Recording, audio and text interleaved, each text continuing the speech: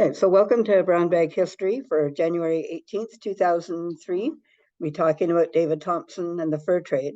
As we begin, we acknowledge that the land around Revelstoke and on the Columbia River and its tributaries is traditional Snayaks territory. We acknowledge the ties of the Secwepemc, the Okanagan Nation Alliance, or Silks, and the Tanaha to this land.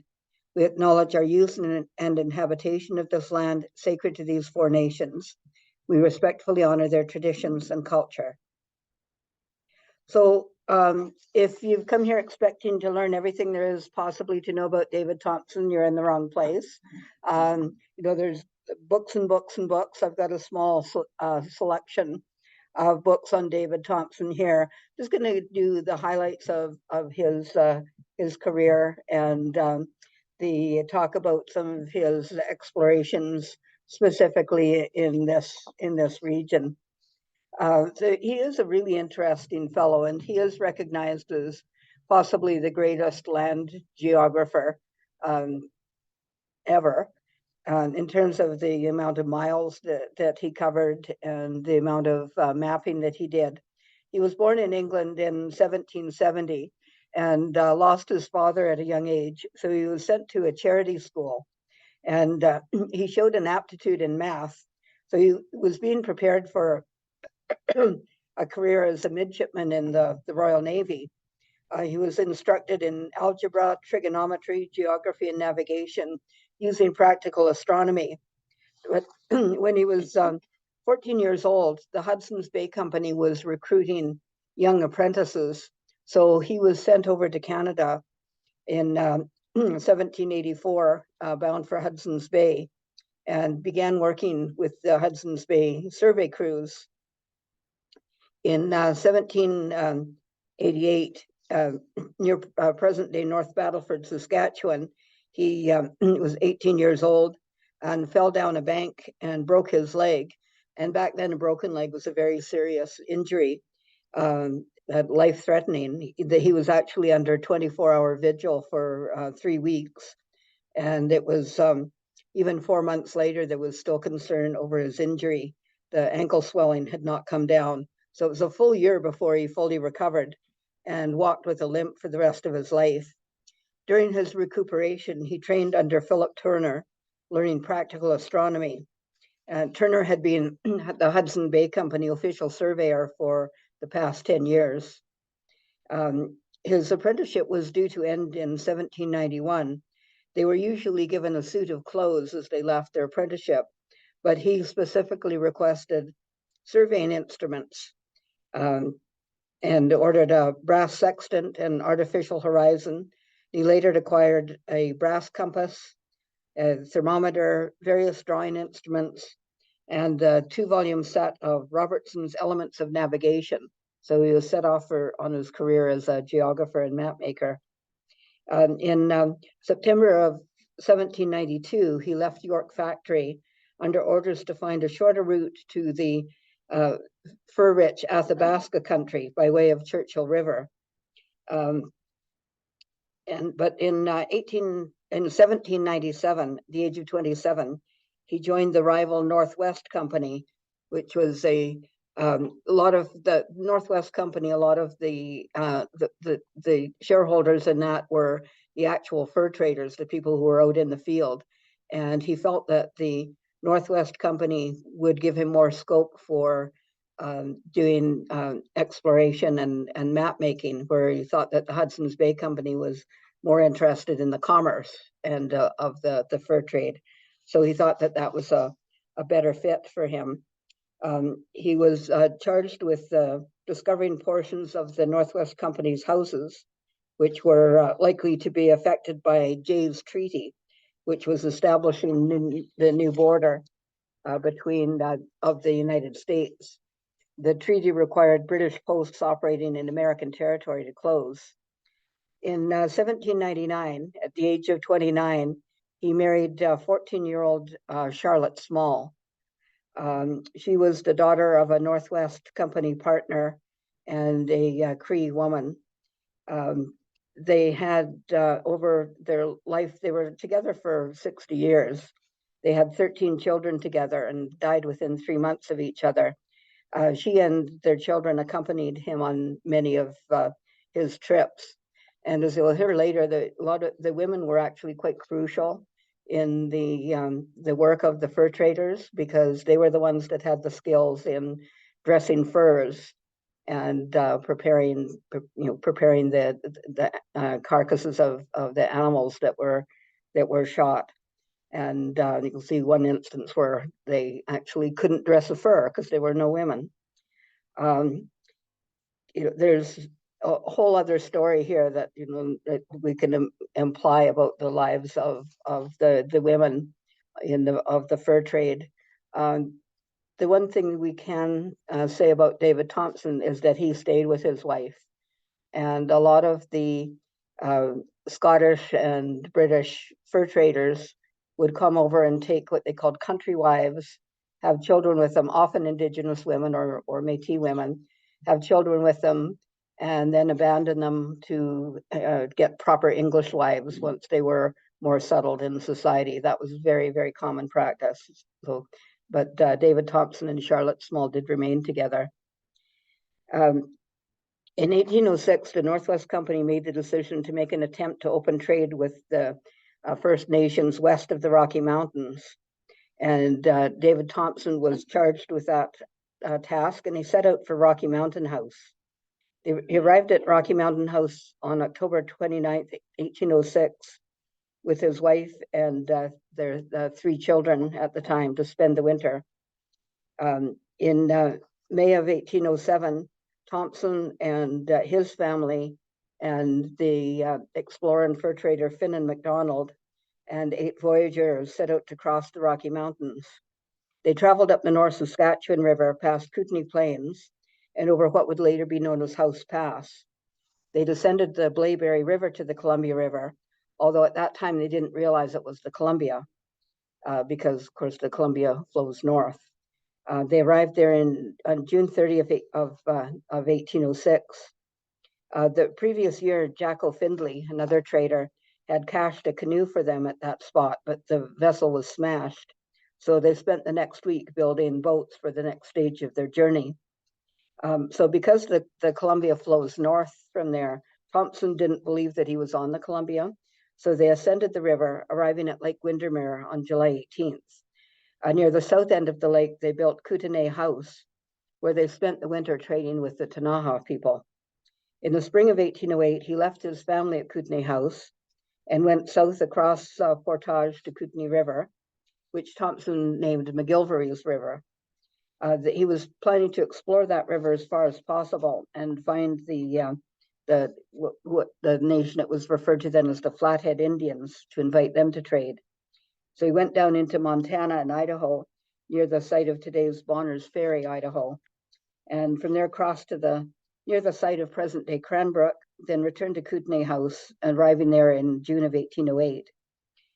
He picked up his family and descended the Columbia to the Blaeberry, crossed back over House Pass, and on down the Saskatchewan to Boggy Hall near Rocky Mountain House.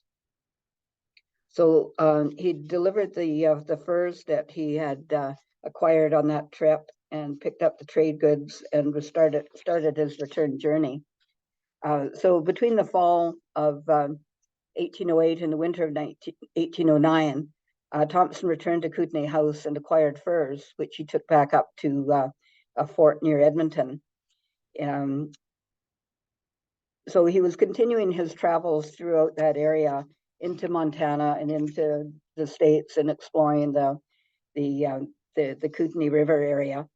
And in the spring of 1810, he made explorations in around the area of the Salish and Kalispell houses, and then left to take the furs back to the Saskatchewan River and returned again by the House Pass.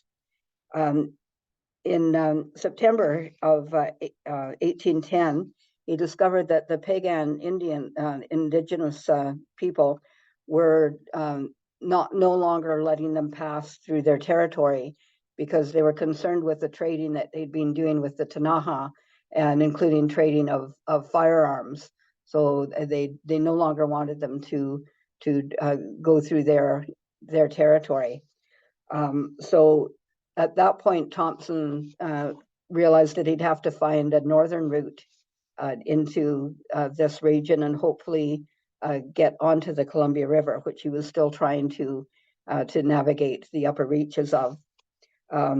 So he was determined to open up a new road from the North Branch of the Saskatchewan to the Athabasca River and across the mountains to the Columbia. So he acquired a guide, a man named Thomas, who was an Iroquois. And the Iroquois was often referred to the people of the Haudenosaunee Confederacy. And their members share a language group with, and then also included the Huron-Wendat people. The fur trade was really attractive to the Iroquois, and it gave them new possibilities for commerce and exploration. So a lot of the Iroquois had ventured farther and farther west, either with or even ahead of the fur brigades. So there were Iroquois and other Eastern indigenous fur traders in the Rocky Mountains for at least a couple of decades before David Thompson arrived. And many of them had come from the village of Kahnawake near Montreal.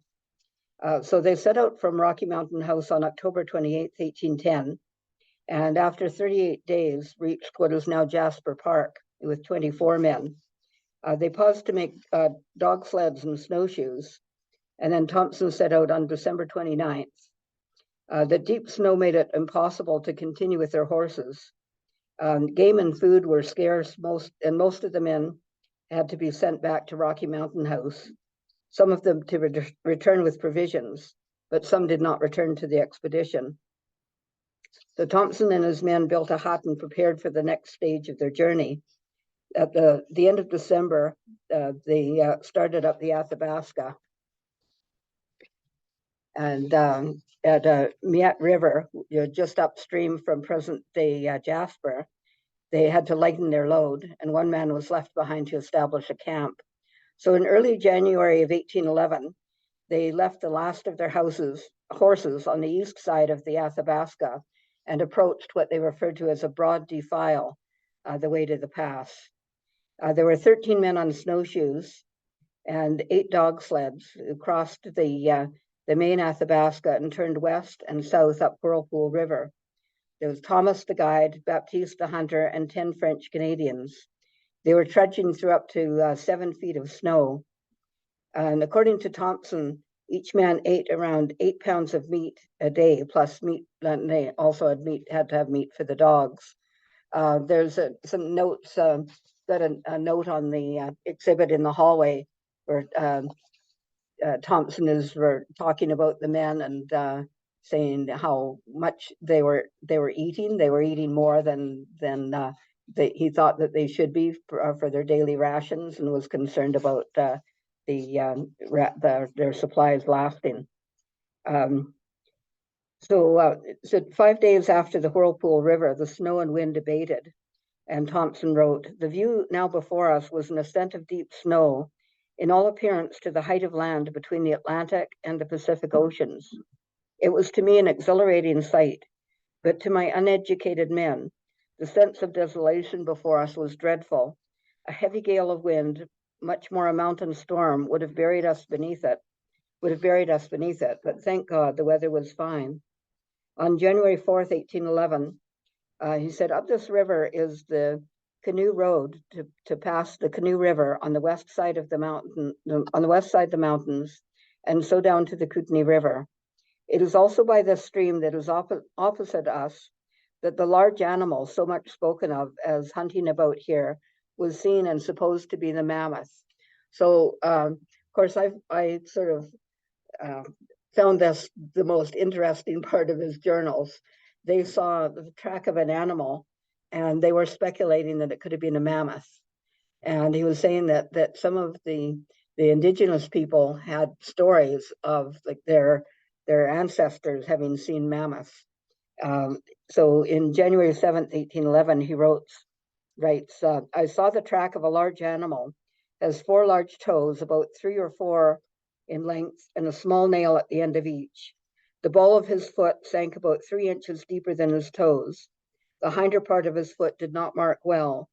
The hole is about 14 inches long by 8 inches wide and very much resembles a large bear's track. It was on the rivulet in about 6 inches of snow.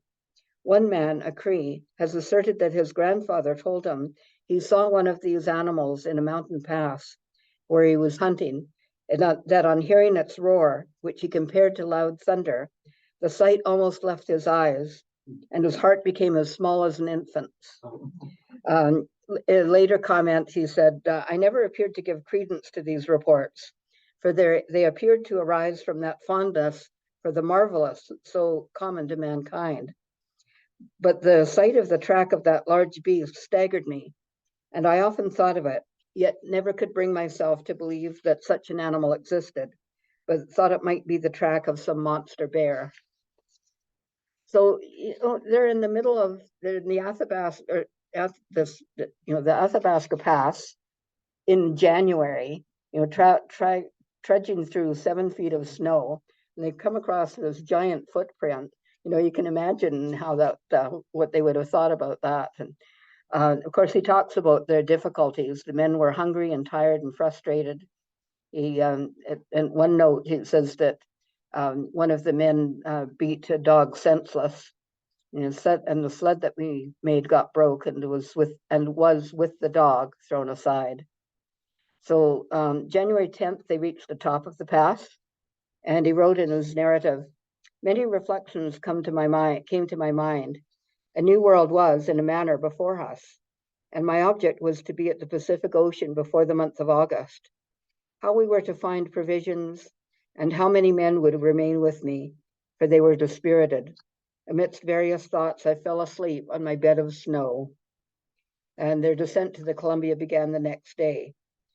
So this is an aerial view that was published in the Beaver magazine, which was a history magazine that was published by Hudson's Bay Company in 1946. The magazine still exists, but it's now called Canada's History. But this is looking up the valley of the Canoe River, and so it has the Wood River coming in from the right center.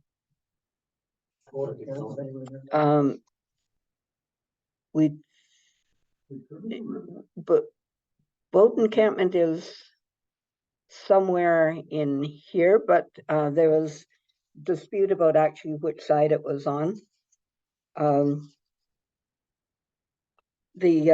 According to this same issue, it said that some signs point to the site of boat encampment as being on the far bank of the Columbia, near the right bank of the Canoe.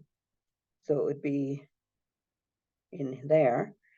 But wait a minute, which is the Canoe? This is the Canoe. This is the Canoe. So in there.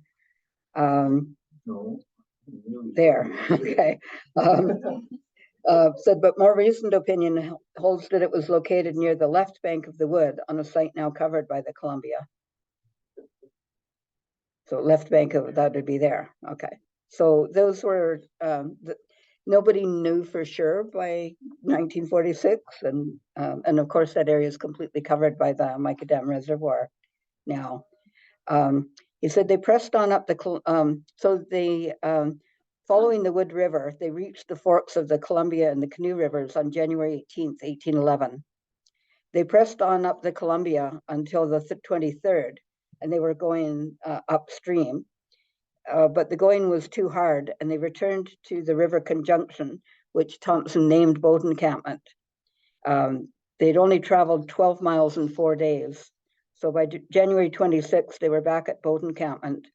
3 men deserted. I don't know where they deserted to. They probably would have gone back over the pass back to Jasper. Said another was ill, and Thompson sent 2 others with letters to be delivered to William Henry of the Northwest Company, asking for more trading goods. And 2 men, Villard and Lamoureux, remained with Thompson at the Big Bend, and they began constructing a crude hut, about 12 by 12 feet. He said, our residence was near the junction of 2 rivers from the mountains with the Columbia. The upper stream, which forms the defile by which we came to the Columbia, I named Flatheart, from the men being dispirited. And the Flatheart was the Wood. The other was the Canoe River. And so The two men who were sent back across the mountains returned on February 17th with 2 sled loads of goods and dried provisions. This is where there was a note that they had killed a moose, but they had to leave the hide because there were no women to dress it. And that really tells about like the skill and the knowledge that the women had, and their importance in the fur trade, and their importance in at the posts. So they were all hunting for food and searching for suitable cedars from which to build a canoe. The birch in that area was too thin, so they weren't able to do birch bark canoes. So they actually did a cedar plank canoe, and he didn't have a lot of material. He had an axe with him, and that was about it. And it was what they call clinker built or lap strake, so that the boards were over each other, and then they sewed it together with moose hide twine. So finally, they wintered over there until most of the ice was off the river, and they set out on April 17th, 1811, upriver to the mouth of Blaeberry Creek. And at that point, they were traveling through new country, and there was still deep snow. It was several feet in some places, and not a lot of animals for hunting. So, they were still in a rather difficult situation. But they reached Blaeberry Creek on May 7th. They'd traveled 120 miles in less than a month. But now they were on familiar ground. And they went down to the Pend d'Oreille Lake and down to the site of what's now Coosac, Washington, and then rode overland to Spokane House, and made it to Kettle Falls, where they built a third canoe. So July 3rd, 1811, they started down the Columbia. Sorry, I forgot to show you these photographs of boat encampment. This is a painting done by the painter Paul Kane in 1847.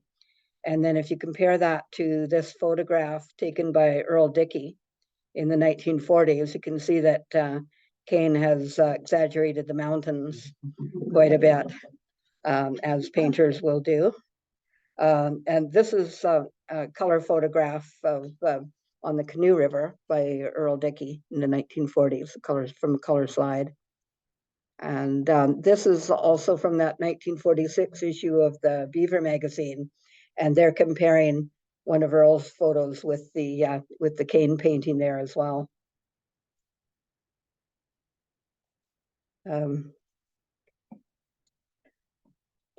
So we're back with Thompson. So he's down into the States. He's on his way to Astoria. So on July 3rd, 1811, he started down the Columbia from Kettle Falls. And July 9th, at the mouth of the Snake River, he posted the following notice: "Know hereby that this country is claimed by Great Britain, and that the Northwest Company of Merchants from Canada do hereby intend to erect a factory in this place for the commerce of the country around." So he reached the Pacific at Astoria on July 15th, 1811. Said he was dressed in his best European clothes at the time. And it was greeted by former Nor'westers who had superintended the building of the fort of John Jacob Astor. And this is reading. I'm not going to get into this. There's a lot of speculation about whether Thompson was late to the party, whether he had planned on getting there earlier to get there before Astor could claim the territory. But I've also read accounts saying that there had been discussion about that they knew that this was going to be in control of sort of the American interests, and there was possibly some backroom deals going on about who would control what. But as I say, it's a very complicated story, and won't get into all of that today. But a lot of these excellent books can help you sort of dive into that story a little bit more. So what I wanted to talk about more was sort of his trip back up and completing his navigation of the entire river. So while he was at Astoria, he observed an older Hawaiian man who was referred to as John Cox, and he was part of another crew. A lot of Hawaiian sailors had been recruited by a lot of the explorers in the region, so there were quite a few Hawaiians who were on the west coast at that time. And Thompson brought this man into his crew, and so one of the first people to see what's the area around Revelstoke was a man from Hawaii. So quite fascinating. This was done a sketch by Paul Kane in 1846, 47. So he had, as well as Cox, he had two Iroquois men, Charles and Ignace, and four French Canadians, Cote, Pare, Bordeaux, and a man named Hamelin. And in late August, Finn and MacDonald, who was also a explorer with the Northwest Company, and four French Canadians had done some work. They'd done sort of a pre-trip for Thompson, and they'd come up the river from Kettle Falls about as far as here, which is the Revelstoke Canyon, just below the dam. And then from there, they returned back down to Kettle Falls. At that point, what they were doing was sort of they wanted to see if any other boats were on the river, if anybody else had come down across and down from Athabasca Pass. And so they didn't meet with anybody, so they went back to Kettle Falls. So Thompson was at Kettle Falls, and then on September 2nd, he headed north. And 3 days later, he was at the site of present-day Castlegar, and then came up through the Arrow Lakes. On September 10th, he said, the current is so strong that at first sight, one would scarcely suppose it possible to stem it, even with the tow line. But on more attentive observation, it is found that in every reach, there is a strong buck current or eddy, which renders it easy of ascent. And this appears to be occasioned by the serpentine course of the river, running with great strength against the points which force the water up in shore. On September 12th, they were at this point, just north of Revelstoke. He said the dells were very bad, a very dangerous rapid, where the water falls 9 feet over large stones, to pass which took all our united strength, 2 in the boat guiding her and 7 on the line. Carried all my articles, lest evil should overtake them. This night, from exertion, I can hardly write. And then on September 11th, they camped 2 miles above present-day Revelstoke. On September 14th, they lined, I'll skip ahead here a bit, they lined the Death Rapids, or Del de Mort, and they passed through the rapids safely. And on September 18th, they were back at boat encampment. Said September 18th was a misty morn, dried my tent, gummed the canoe, and at 7:15 set off, 16 courses to our old hut, thank heaven. We searched about to see if anyone had been here, but finding no marks of any person, we set up a few lines in Iroquois, as we supposed only those people would pass here.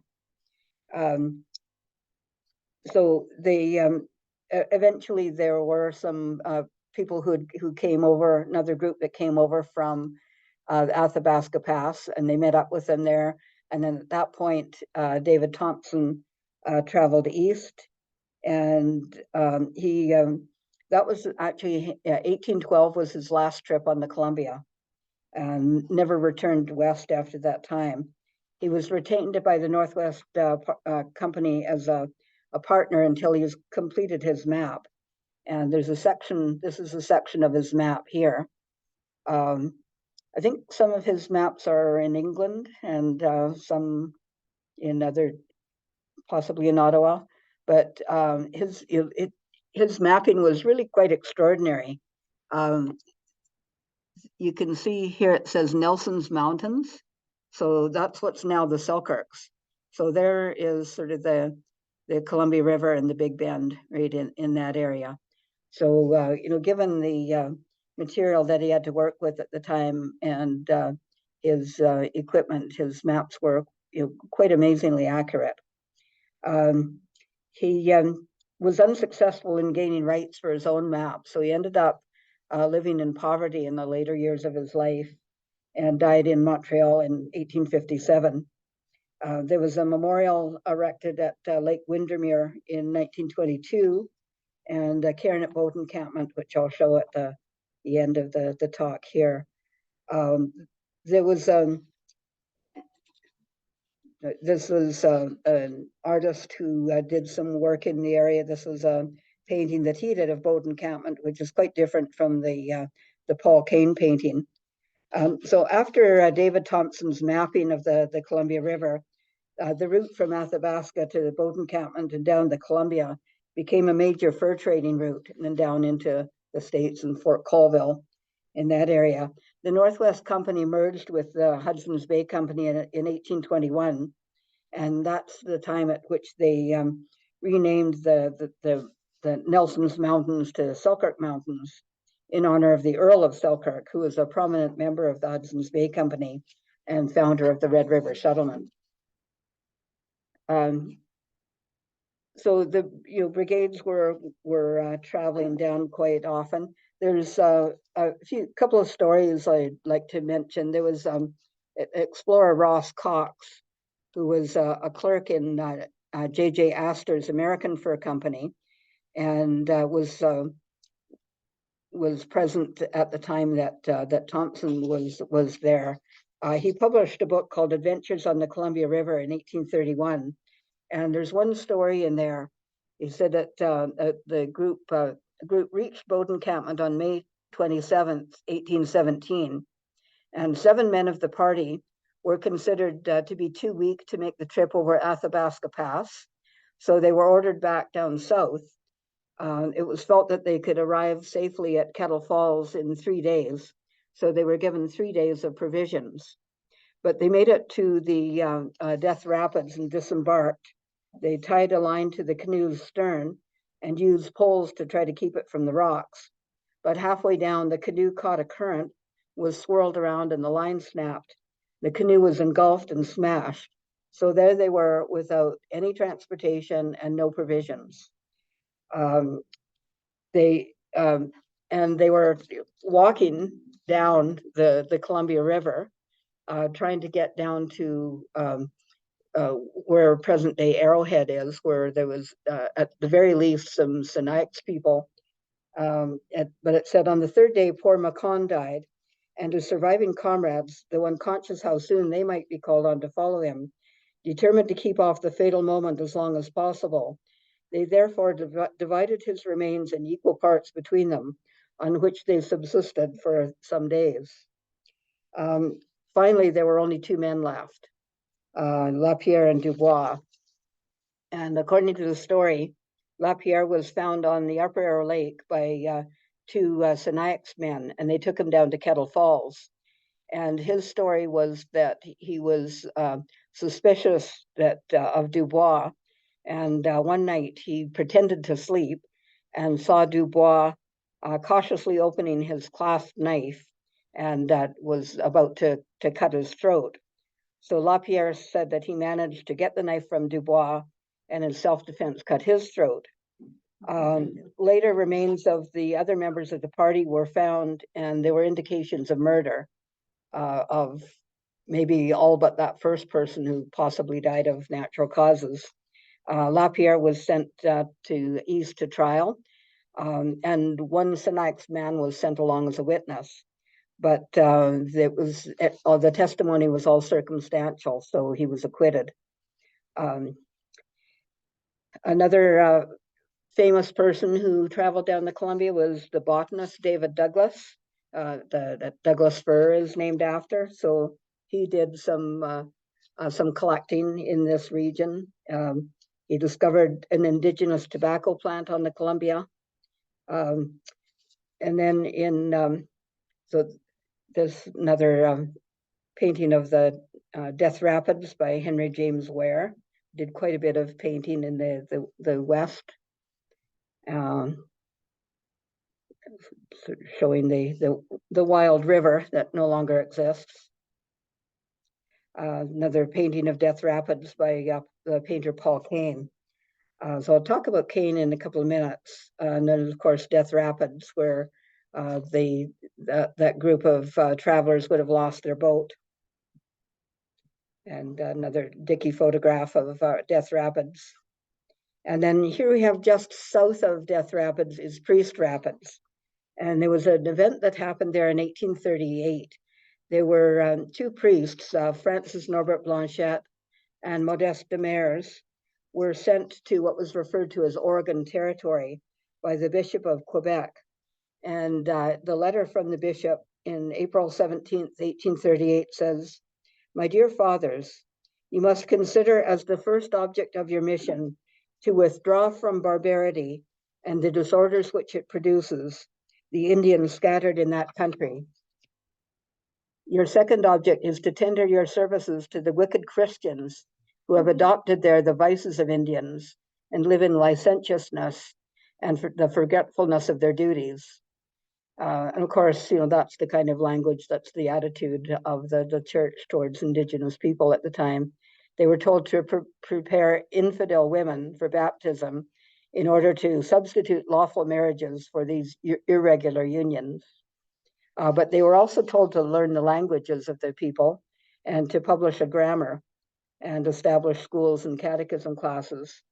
The bishop said, "You will plant more crosses so as to take possession of those various places in the name of the Catholic religion." So they traveled with the fur trade party and reached Boat Encampment on October 14th, 1838. And it was a Sunday. So we actually have some of the writings of Francis Norbert Blanchet. It's called The Historical Sketches of the Catholic Church in Oregon. And he said, "It was on that day that the Holy Sacrifice of Mass was offered for the first time in Oregon at Big Bend on the banks of the dangerous and perilous Columbia. At this great act of religion performed by Reverend Modeste Demers, the two missionaries, being quite moved, consecrated themselves to the Queen of Angels, imploring her special protection for the rest of the voyage." The distance from the Big Bend to House of the Lakes was 165 miles, and they could run it in 10 hours, around 3 days. House of the Lakes, we believe to be around present-day Arrowhead, although nobody's been able to definitively pin down the location. But it does make sense, that would be where it was. So they managed to, when they got to Boat Encampment, they discovered that there weren't enough boats for all of the party to get there. So the one boat took the priests and a few of the other people down to House of the Lakes, and it was sent back to get the remainder of the travelers. Blanchet says, "The Indians of the lake soon came to visit the priests. Anxious as they were to see and hear the black gowns so often spoken of by the Canadians, they were found to be of a mild, peaceable character and well disposed to receive the words of salvation." So they actually performed baptisms of children at that time. And the one thing that did contribute was giving names to people and a record of their supposed ages and possible dates of birth, and had dates of baptism. Those records were actually helpful to the Sinaiacs in tracking their genealogy at a later date. So that was one somewhat useful thing that they did. But the other boat had been sent back to Boat Encampment to get the rest of the group, and there were 26 people in that boat. So it was a big boat, but it was overloaded. There should have been at least 2 boats for that number of people and their provisions. So the priests said that in his account, he said, on the 24th of October, a boat appeared half broken. And he said that the boat was overloaded, and at Death Rapids, he said, all went ashore with only a portion of the baggage. The boat struck a rock, filled, but was brought on shore. Having been emptied and reloaded, the fur packages left in the bottom having got wet, rendered the boat heavier. The passengers embarked with the greatest repugnance. On the next rapid, the boat filled up again. Then commenced a scene of desolation and dread, with cries and screaming of women and children. The pilot commanded all to remain still as they were approaching the shore, but Mr. Wallace, an English botanist, pulled off his coat, stood up, put one foot on the side of the boat, and leaped into the water with his young wife.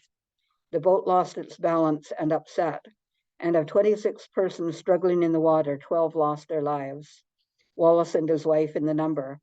Some reached the shore, others were saved on the keel of the boat, which fortunately fastened itself on a rock 3 or 4 feet deep at the head of a rapid. This calamity happened in the dusk of the evening.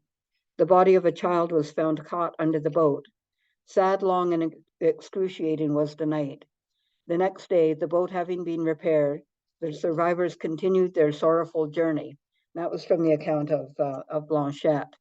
Now, some accounts refer to it as happening in Death Rapids, but I think because of the way it was described as that they managed to get through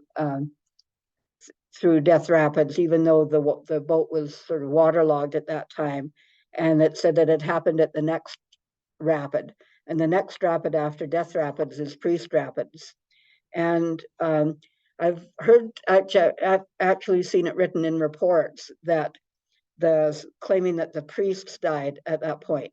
The priests didn't die. They were the only 2 priests known to have traveled down, and they obviously safely made it and continued on with their work.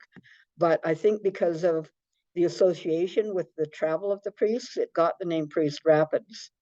And so there was, but I've even seen accounts, people saying that, they've seen crosses there, and that they know that was the priests died there. That's not true. But I've also seen accounts saying that it happened at the Revelstoke Rapids or Little Dalles, just below where the dam is now. But based on that description in Blanchette's book, I'm pretty sure that it was here, that it happened at Priest Rapids. Where is the Priest and Death Rapids? Okay, so they were, let's see if I can go back to this map here. There's Death Rapids right here. So it's this is the Big Bend Highway, so it's 40 miles and 57 miles, so it's halfway in between that spot. So it's north of where Downey Creek is now. And so it's got Death Rapids, and then there's 12-mile rapids, Death Rapids, and Priest Rapids right there.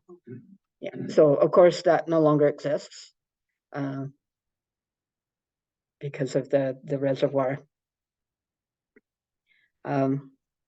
So of the 12 people who died, there was Robert Wallace and his wife Maria, who was Maria Simpson. She was the daughter of George Simpson, the Hudson's Bay Company governor, and was an illegitimate daughter, but still had his name. Her mother was an Indigenous woman.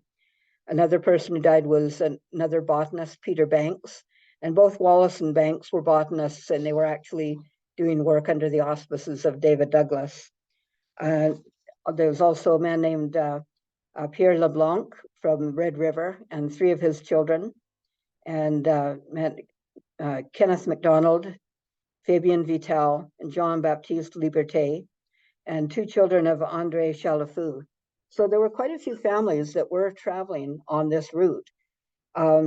Pierre LeBlanc was married to a woman named Nancy Mackenzie, who herself was the daughter of a fur trader and an Indigenous woman.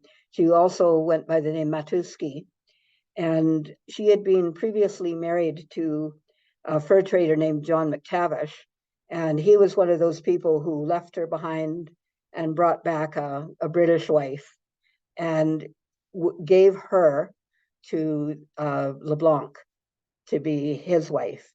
And she had children with McTavish and with with LeBlanc, but the three of their, I think two of the children who died were her children with LeBlanc, and one was a child from her previous marriage to McTavish. Only three bodies were found of three of the children. I think two of them, of the LeBlanc children, and one of the Chalafou, we believe. Now, the priests refer to doing a burial at House of the Lakes. And in 1898, settlers in that area, somebody took a picture of this cross at Arrowhead, and it's not where the current Arrowhead Cemetery is, which is above high water. This cemetery would have been closer to the riverbank. And it was believed at the time that that was a cross erected by Blanchette and Demers to mark the graves of these children who had died on the Columbia River. We don't know that for sure, but that was even in 1898 when that cross was found. That was a speculation even at that time. Other people who traveled on the river, there was Pierre Jean de Smet, Jesuit priest, and became quite a well-known missionary priest on the Columbia River in the 1840s. We have his book of his explorations. And then we were looking at the pictures of some pictures, paintings by Paul Kane. And Paul Kane was born in Ireland in 1810 and came to Upper Canada, Toronto, around 1820, and did some training at Upper Canada College. In 1846, he sought out George Simpson, who was the director of the Hudson's Bay Company, and said that he wanted to travel with a fur brigade and paint scenes of the West. So Simpson commissioned 12 paintings and arranged for Kane to travel with them to meet up with the fur brigade that had already left, but Simpson left it behind. He found three teenage boys who were able to get him the 45 miles to Sault Ste. Marie, but Simpson had left him behind again. But he managed to catch up. He was involved with a buffalo hunt and did some sketches and paintings of a buffalo hunt. He traveled over the Athabasca Pass and arrived at boat encampment and continued down the Columbia, where he continued to sketch. This sketch of Sinaia's man this was a man that he encountered near Downey Creek. And it's believed that he was possibly Chief Gregoire, who was a quite powerful and well-known chief of the Sinaia's people in 1847. It said he, in the autumn of 1847, he made his way back to Athabasca Pass and waited there for 18 days for the Westward Brigade coming across on horseback. He said that some of the men there performed charms to hasten the arrival of the brigade by erecting crosses with one arm pointing to the east. And we do have a copy of Kane's book there as well, Wanderings of an Artist, published that in 1859. It was obviously a later edition. So he's talked about traveling with the fur traders, and he said, "I never passed such a busy, tiresome, noisy, and disagreeable day in my life." So that was some of his travels. So interesting stories of these people. And this was long before there was any settlement here. People were passing by. There was a Sinaiac settlement on the West Bank near the Tum Tum, but there was no European settlement here. Once the fur trade sort of petered out in the 1850s, people were starting to make gold discoveries on the Columbia River. So there was a bit more activity here in the 1860s with a gold rush on the Columbia. So in 1953, in September, a cairn was erected in recognition of boat encampment. And I think it was erected sort of close to where the bridge went across. There was the highway bridge once the Big Bend Highway was built. So it wasn't in the actual site of boat encampment. But you can see they built up this area and they've got the rock cairn. And there's the ceremony when they were unveiling it. this is Walter Hardman, who's the mayor of Revelstoke for about 25 years. So anytime anything was happening, he's usually going to be in the picture somewhere. And a couple of other people showing the cairn. Now that marker is sitting in the hallway right down here, and it's very bent. And you can see there's even some of the writing on it has actually been melted. Well, I started working here in 1983, so 40 years ago, about February or March. And that was in the basement that time, and you could barely read it. It was so black. So we spent hours cleaning it, and I heard a couple of stories that when they were clearing that area by 1973 in preparation for the mica reservoir, and one story I heard was that it just got thrown onto a clearing fire. It was supposed to have been sent back to Ottawa to be melted down because it was just in English only. But somehow it ended up in our basement, whether somebody pulled it out of, I'm pretty sure it did get burnt because it was black and some of the letters are actually melted, but somebody rescued it at some point. And this, probably like this, the museum moved into this building in 1974. So somebody might have had it in their basement for a while and then brought it in here. So it's up on our wall there now. It still officially belongs to the government of Canada, but at least it's kept in some way. There was a historian that gave a talk on David Thompson at the time, and they published the entirety of his talk in the newspaper, so we have a copy of that as well. And this is the current plaque that's there now. And this one is bilingual. And the English says, boat encampment, located on the Big Bend of the Columbia River and now lying under the mica reservoir, boat encampment was an important transshipment point where fur traders and travelers from Jasper House, having crossed the Athabasca Pass, boarded boats for Fort Vancouver.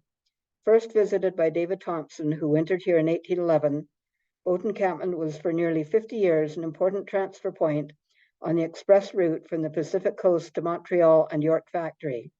It lost importance with the growth of Fort Victoria, advances in ocean transportation, and changes in the trading activities of the Hudson's Bay Company. And I believe that's near a boat launch somewhere north of the dam, but I'm not sure of the exact location of it. So that's, oh, can you? So that's our talk for today. We've got more talks coming up, and the next one is on place names in 2 weeks. And then Revelstoke hosted the BC Winter Games 40 years ago. I thought we'd talk briefly about that, unless I change my mind. On March 1st, we'll have our special guest, John Woods, to talk about Peter Scherer and his legacy of avalanche research. Peter Scherer was really the mastermind behind a lot of the avalanche mitigation that's still in use today. And he just passed away last year, he was well into his 90s. And then Women in the Mountains have a bit of a break, but 3-week break in between, and then a talk on newspapers. And then we'll be having our Brown Bag History 20-year celebration after that. I haven't scheduled beyond that because we have booked a traveling exhibit from the Royal BC Museum called BC's Marvelous Mushrooms. And it'll probably be in this room from the end of April until the middle of August. So we won't be having Brown Bag History unless I find another location or do some outdoor ones. But right now we're scheduled till April. So thank you for coming today. And I need to